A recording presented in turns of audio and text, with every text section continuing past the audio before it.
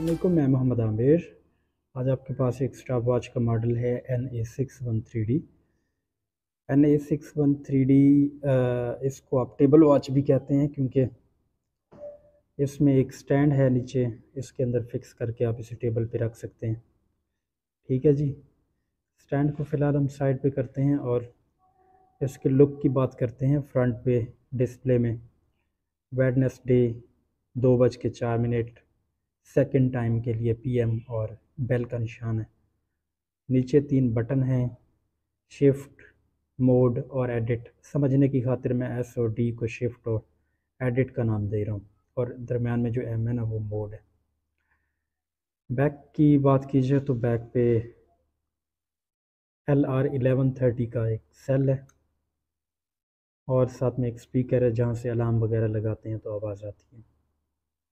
Okay, अच्छा जी। तो इसमें एक बात अपने जहन में रख लें कि M मोड के लिए है और S और D जो हैं वो उसी मोड में रहते हुए उसी मोड को कंट्रोल करने के लिए हैं 2 बटन।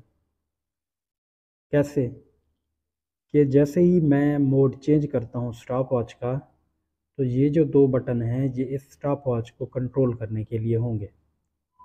जैसा कि ये start stop, start stop, reset. ठीक है। तो एक ही मोड में रहते हुए ये 2 बटन जो है वो कंट्रोल करते हैं उसी मोड को। अब मैं फिर से मोड का बटन प्रेस करता हूँ और नॉर्मल कंडीशन में आ जाते हैं। अच्छा जी, एक चीज़ याद रख लें, NSAT। क्या? NSAT, NSAT, ये नॉर्मल मोड है। इसके आगे फिर मज़ीद 3 मोड हैं, स्टॉप वॉच का मोड, अलार्म मोड और टाइम एडिट मोड। देखें, स्टॉप वॉच, अलार्म और टाइम एडिट। अगर फिर दबाएंगे तो फिर वही नॉर्मल मोड पे आ जाएंगे हम। अब अगर हम स्टॉप वॉच मोड एक्टिव करते हैं तो ये देखें, ये स्टॉप वॉच, और इसे हमने इस्तेमाल करना सीख लिया, जैसा कि स्टार्ट स्टॉप, स्टार्ट स्टॉप और रीसेट। अब अगर हम अलार्म वगैरह सेट करना चाहते हैं तो फिर से 2 दफ़ा हम प्रेस करेंगे मोड को। पहले पे स्टॉप वॉच आ जाएगी और दूसरे पे ये आ जाएगा आपके पास अलार्म। 5:15 पे है, इधर से ऐसे से आप शिफ्ट कर लें।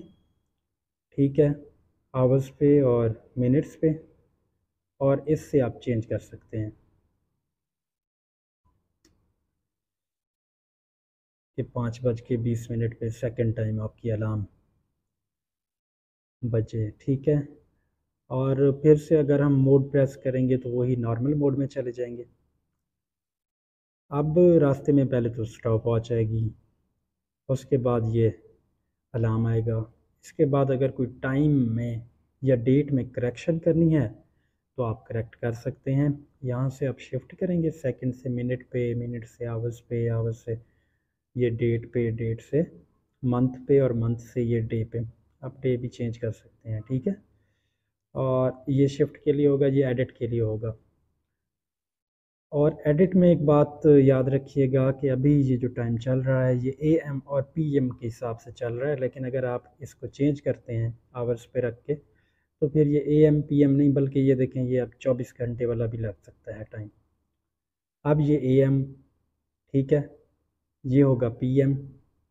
ये जब ये कैंसिल होगा तो फिर आवर्स वाला शुरू हो जाएगा। जब आवर वाला पूरा हो जाएगा तो फिर AM और PM वाला, जो भी मोड आप यूज़ करना चाहें आप इस पर सेट कर लें।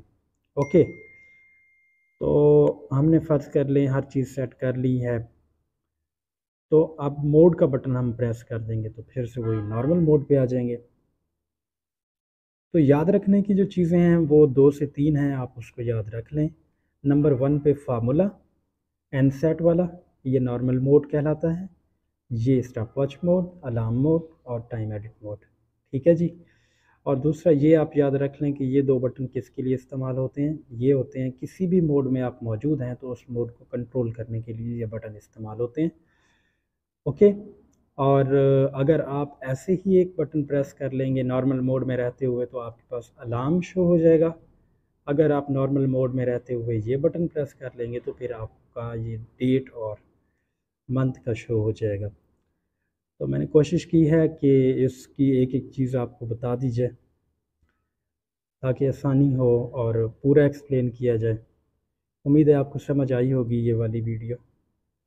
एक बात इसमें याद रखने वाली ये भी है कि जब आप अलार्म मोड में जाएंगे ना, क्योंकि अब उधर 24 घंटे वाला टाइम चल रहा है, तो यहाँ भी फिर 24 घंटे के हिसाब से आपको अलार्म सेट करनी पड़ेगी।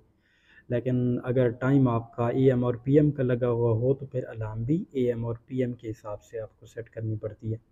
ओके, क्योंकि हमारा टाइम अभी 24 घंटे वाला है तो इस साइड के ऊपर कोई एएम पीएम शो नहीं हो रहा, तो इसी वजह से अलार्म में भी कोई एएम पीएम नहीं शो हो रहा, बल्कि उसमें अलार्म जो है वो भी 24 घंटे के हिसाब से सेट करनी पड़ेगी।